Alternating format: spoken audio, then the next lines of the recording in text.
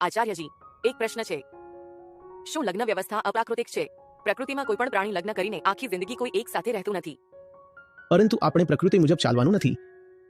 આપણે બોધ અનુસાર ચાલવાનું છે. બોધમાં એવું બને કે તમે સ્ત્રી સાથે, વડીલ સાથે, બાળક સાથે કે પુરુષ સાથે રહો, તેમાં કોઈ સમસ્યા નથી.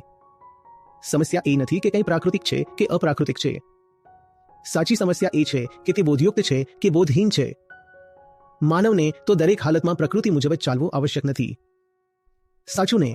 જો તમે સંપૂર્ણ રીતે પ્રકૃતિ પ્રમાણે ચાલવા લાગો તો પછી તમે જંગલમાંથી બહાર શા માટે આવ્યા? એટલે પ્રકૃતિ પોતાની જગ્યા પર છે, પરંતુ જે સાચું માપદંડ છે, જે કસોટી છે, જે ધોરણ છે, તે છે બોધ. તમે જે કંઈ કરો છો, જે સંબંધ બનાવો છો, તેમાં સમજ છે કે નહીં, હોશ છે કે નહીં, વિવેક છે કે નહીં, કે પછી બસ એમ જ કોઈ ભાવનાત્મક આવેગ છે કે અહંકાર છે, એ જોવું જરૂરી છે. આચાર્યજી, બેટી તમને સાંભળતી નથી એટલે સાથે લઈને આવી છું. આચાર્યજી, એક ફોટો.